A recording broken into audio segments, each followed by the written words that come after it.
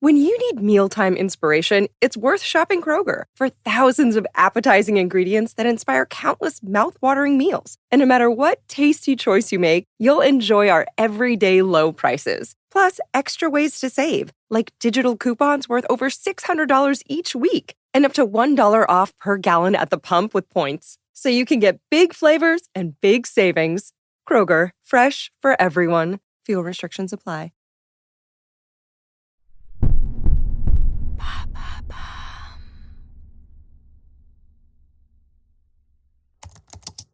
Montréal, 20 avril 2023, 23h48.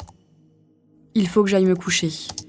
Mes mains, mes bras, mes jambes, ma nuque, tout en moi est fatigué, et mon esprit plus que tout. 104e jour. Je n'ai jamais vécu autant de stress de ma vie. Je dois lutter de plus en plus souvent pour ne pas être envahi par les principes que l'on nous rabâche, réunion après réunion, stage après stage, discours après discours.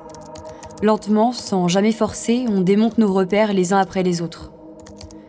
Tout est toujours dit sous le prétexte de l'amour. Par exemple, hier, Raël nous a dit « La jalousie, c'est le contraire de l'amour ». Cette phrase serait belle s'il ne s'en servait pas pour coucher avec les femmes des autres. Raël est entouré des plus belles femmes du matin au soir. Il les appelle ses anges. Elles ont toutes 20 ans de moins que lui, minimum. Je suis la seule que cela choque. Ici, le sexe est partout. Il arrive que des couples fassent l'amour en plein air, au milieu du parc, à la vue de tous, y compris parfois des enfants. Il faut que j'aille me coucher. Comment se fait-il que personne ne réagisse, que personne ne soit capable de prendre le moindre recul ? Cela fait 5 mois que Raël et Brigitte prétendent avoir cloné le premier humain de l'histoire, et autant de temps qu'ils refusent d'en donner une seule preuve. Que cela soit du côté des journalistes ou de la communauté scientifique, plus personne ne les croit. Mais aucun des fidèles ne trouve cette absence de preuves anormale ou suspecte. Au stage de l'Éden, c'est à peine si l'on en parle entre nous. D'ailleurs, le plus souvent, on ne parle pas. On écoute Raël. Pendant des heures. Sans jamais avoir le droit de l'interrompre ni de poser des questions. Tout le monde trouve cela normal. Il faut que j'aille me coucher. Ces derniers jours, il me revient des passages de 1984 de George Orwell. Dans cette dystopie glaçante, un gouvernement totalitaire détruit les logiques les plus élémentaires de ses citoyens par des contre-vérités aussi absurdes qu'effrayantes. La guerre, c'est la paix. La liberté, c'est l'esclavage. L'ignorance, c'est la force. 23h59. Je vais me coucher, mais je sais que je ne vais pas dormir. Au cours de l'année 2003, Brigitte McCann, une jeune journaliste d'investigation canadienne, a infiltré le mouvement raélien. Cette enquête à haut risque a duré 9 mois, à l'issue desquels elle publia des articles dévastateurs.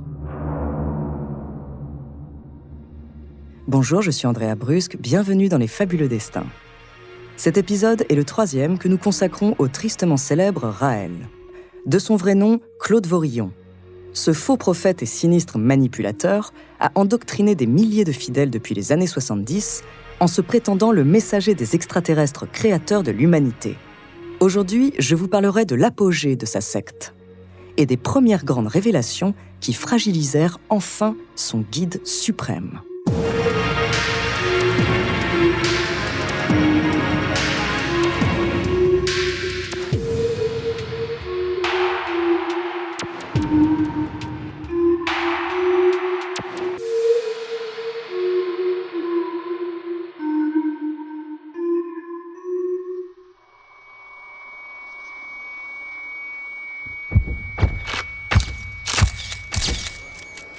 Elle se présente en conférence de presse avec un large sourire et va parler avec le ton doucereux, exagérément calme, de celle qui feint sérénité et sagesse.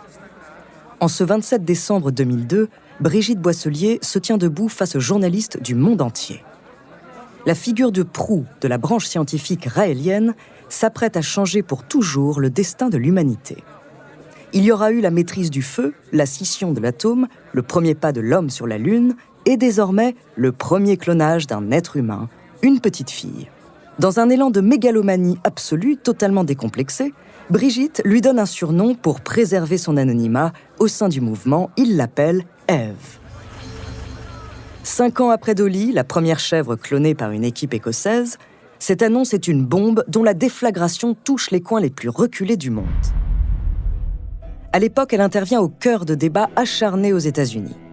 Malgré l'intervention de Raël et Brigitte au Congrès, les pouvoirs américains, rapidement suivis par la majorité des gouvernements mondiaux, ont déclaré la pratique illégale. Peu de temps après, le FBI a débarqué chez Cloned, l'entreprise scientifique de Raël, pour saisir le matériel et fermer le laboratoire. Tous les centres de recherche du pays sont verrouillés. Mais la sorcière a plus d'un tour dans son sac. Elle entend poursuivre son projet dans un pays qui n'a pas interdit le clonage.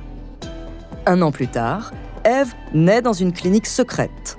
Du moins, c'est ce que prétend Brigitte.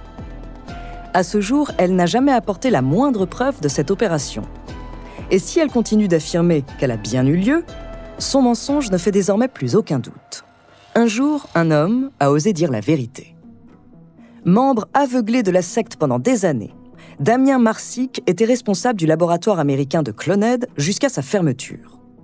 Il a fallu 13 ans pour que ce spécialiste en thérapie cellulaire se décide à parler. Je n'ai jamais eu la moindre discussion scientifique avec Brigitte Boisselier. Elle était obsédée par les campagnes de communication et ne venait au laboratoire que pour des shootings photos.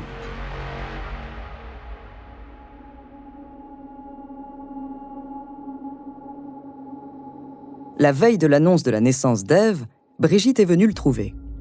C'est l'une des toutes premières fois qu'ils se sont réellement parlé. Brigitte l'a prévenu que le lendemain, elle allait mentir au monde, qu'il n'y avait pas de laboratoire à l'étranger, pas de clone, pas de prouesse historique. Le monde de Damien Marsic s'est écroulé ce jour-là. Lui qui croyait réaliser son rêve en participant à l'une des découvertes les plus importantes de l'histoire, réalise qu'il n'a consacré sa vie qu'à une mascarade motivée par la seule cupidité de Raël et de son pantin. Partout dans le monde, des dizaines de couples infertiles ou ayant subi la perte d'un enfant avaient avancé $200 000 à Cloned dans l'espoir de donner la vie. Aucun d'entre eux n'a jamais pu le faire. Toute sa vie, Brigitte Boisselier jouera la même partition. On ne saura jamais si cette docteure en chimie devenue sorcière était totalement possédée par son prophète ou si elle était partie prenante de cette escroquerie financière aussi tristement brillante que monstrueuse. La médiatisation que connut la secte à cette époque fut sans précédent, si bien qu'elle connut des adhésions massives dans le monde entier.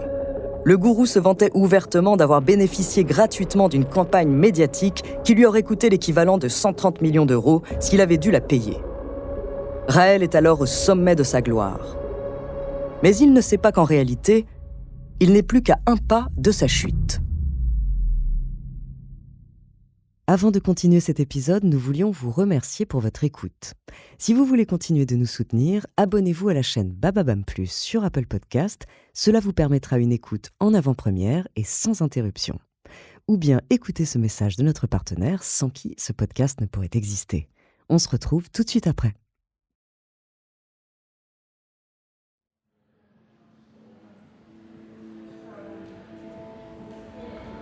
Il y a ceux qui déambulent et ceux qui s'assoient.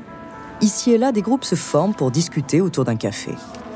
Certains comparent leurs achats pendant que d'autres lisent leurs précieuses dédicaces. Et il y a bien sûr les visages souvent émus de ceux qui rencontrent leurs auteurs préférés. En ce 3 avril 2004, au Salon du Livre de Montréal, un stand en particulier focalise l'attention des visiteurs. Aux abords de celui-ci, les visages s'assombrissent quand les yeux découvrent le titre du livre, vendu ici en présence de l'auteur. Ce titre ne décourage néanmoins personne, bien au contraire.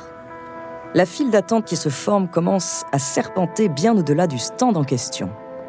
Ce jour-là, la jeune journaliste Brigitte McCann dédicace son nouvel ouvrage intitulé « Raël, journal d'une infiltrée ». Au Québec, où se trouve encore le siège du mouvement à l'époque, ce livre est un best-seller quasi instantané. Cela fait des années que les Raéliens défraient la chronique, scandales sexuels, mécanismes d'emprise et bien sûr, clonage humain. Problème, en presque 40 ans, très peu de faits ont été réellement établis par des preuves irréfutables ou des témoins oculaires. Sous le couvert d'un faux nom et d'un passé reconstruit de toutes pièces, Brigitte a tout vu. Du baptême au stage de méditation sensuelle dans le Jardin d'Éden, elle n'a rien omis dans son livre.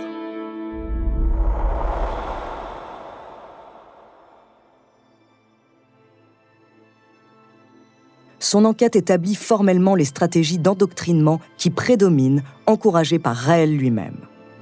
Il faut repérer les plus faibles, de celles et ceux qui traversent des difficultés familiales et professionnelles, aux personnes souffrant par exemple d'addiction, puis créer un dispositif séduisant pour les fédérer autour de lui. On bombarde donc d'amour les nouveaux venus, on leur répète à quel point ils sont beaux, précieux, aimés par les Elohim et utiles pour préparer leur venue sur Terre. On devient le membre d'une communauté soudée et aimante. Après quelques semaines, la plupart abandonnent leurs anciennes croyances, se baptisent et donnent 11% de leur salaire au mouvement. Et c'est sans compter sur les dons supplémentaires réguliers qu'ils font tous. En récompense, lors de chaque fête organisée par les Raéliens, le nom des 10 plus gros donateurs sont affichés aux yeux de tous pour inciter à donner toujours plus, encore et encore.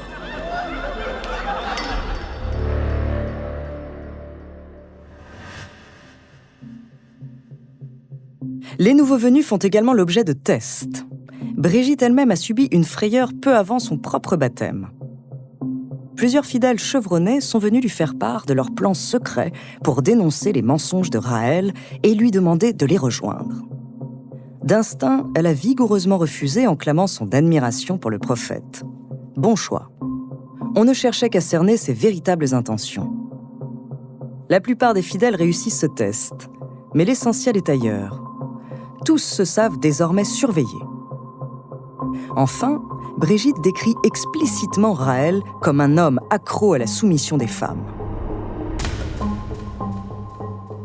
Au sein de l'ordre des anges, celles qui sont les plus proches de lui doivent signer un contrat d'exclusivité sexuelle. Elles ne peuvent avoir de rapport qu'avec Raël. Tous le savent, personne ne s'en alarme.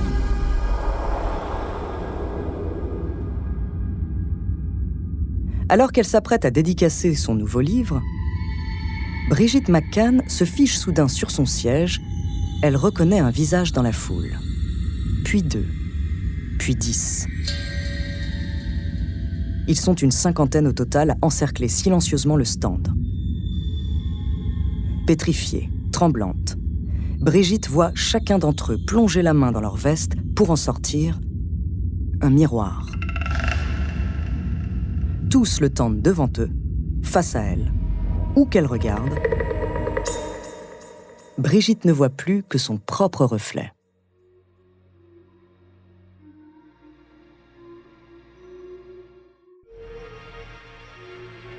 Merci d'avoir écouté cet épisode des Fabuleux Destins, écrit par Clément Prévost, réalisé par Matthew Rock. Dans le prochain épisode, je vous parlerai des nombreux fidèles qui prirent la parole après avoir réussi à quitter la secte et de la manière dont le mouvement a malheureusement perduré jusqu'à nos jours. En attendant, si cet épisode vous a plu, n'hésitez pas à laisser des commentaires et des étoiles sur vos plateformes de podcast préférées.